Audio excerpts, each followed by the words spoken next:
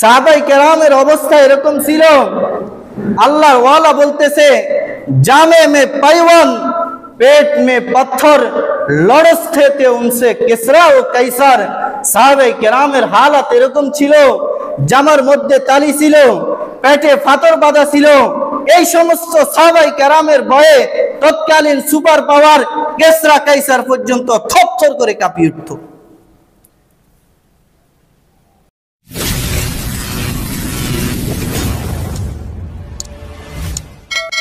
আল্লামা ইকবাল বলেন, নামো মিন হায় নামো মিন কি আমিরি, নামো মিন হায় নামো মিন কি আমিরি, রহা পিরি গাই রৌশন জমিরি, রহা পিরি গাই রৌশন জমিরি। আল্লামা ইকবাল রাহিমাহুল্লাহ বলতেছেন, আজকে মুসলমানের যে মুসলমানিত্ব আছে, মুসলমান তাদের সেই মুসলমানিত্বকে হারায় ফেলছে। না ইমানদার আছে, না ইমানদারি আছে, কিছুই দুনিয়ার মধ্যে নাই। আজকে মুসলমান সংখ্যায় অনেক, কিন্তু সাহাবায়ে কেরামের মতো ঈমানওয়ালা একজনও পাওয়া যায় না, খুব কম পাওয়া যায়। নামো মিন হায় নামো মিন কি আমিরি, রহা পিরি গাই রৌশন জমিরি। আল্লামা ইকবাল বলে, মুমিনও নাই, মুমিনের সেই রাজত্ব নাই। আরে অনেক পীর আছে, অনেক সুফি আছে, অনেক দরবেশ আছে, কিন্তু আল্লাহ রাব্বুল আলামিনের সাথে সম্পর্কওয়ালা পীর, সম্পর্কওয়ালা দরবেশ, সম্পর্কওয়ালা দরবার একটাও খুঁজে পাওয়া যায় না। অনেক পীর, বাংলাদেশে পীরের অভাব আছে না নাই? অনেক পীর, অভাব নাই, লেকিন আল্লাহর সাথে সম্পর্কওয়ালা পীরের খুব অভাব আছে। কিছু আছে, তবে তারা একথা প্রকাশ করে না, তারা গোপনে থাকে, তারা নিজেদেরকে মানুষের সামনে আনে না। আল্লামা ইকবাল আরো বলতেছেন, নামো মিন হায় নামো মিন কি আমিরি, রহা পিরি গাই রৌশন জমিরি, खुदा से फिर वही कल्बे नजर मांग, खुदा से फिर वही कल्बे नजर मांग, नामुमकिन है अमीरी बेफकीरी। আল্লামা ইকবাল বলে, ও দুনিয়ার মানুষ, সাহাবায়ে কেরামের মতো ওইরকম দিল আল্লাহর থেকে চায়া নাও। সাহাবায়ে কেরামের মতো যদি দিলওয়ালা হইতে পারো, সাহাবায়ে কেরামের মতো যদি ঈমানওয়ালা হইতে পারো, তা আজকেও তোমাদের পদতলে এরকম যত রাজশাহী বাদশাহী যা কিছু আছে সব কিছু তোমাদের পায়ের নিচে চলে আসবে। কি ছিল সাহাবায়ে কেরামের? কিতাবের মধ্যে লেখেন, সাহাবায়ে কেরামের অবস্থা এরকম ছিল, আল্লাহর ওয়ালা বলতেছে, জামে মে পাইওয়ান पेट में पत्थर लड़स्ते थे उनसे किसरा ও কাইসার। সাহাবায়ে কেরামের হালাত এরকম ছিল, জামার মধ্যে তালি ছিল, পেটে ফাতর বাঁধা ছিল। এই সমস্ত সাহাবায়ে কেরামের ভয়ে তৎকালীন সুপার পাওয়ার কিসরা কাইসার পর্যন্ত থরথর করে কাঁপিয়ে উঠত।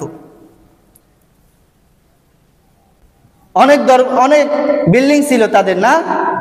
অনেক টাকা পয়সা ছিল, না? কি ছিল? ঈমান ছিল, বলেন না, কি ছিল? ঈমান ছিল, ঈমানের পাওয়ার ছিল। এই জন্য কিসরা কাইসার পর্যন্ত ওমরের যখন নাম শুনতে এরকম থরথর করে কাঁপিয়ে উঠত। কিছুই ছিল না সাহাবায়ে কেরাম। ওমরে ফারুক রাদিয়াল্লাহু তাআলা আনহু অর্ধ জাহান শাসন করছে, এটা আমরা জানি কি জানি না?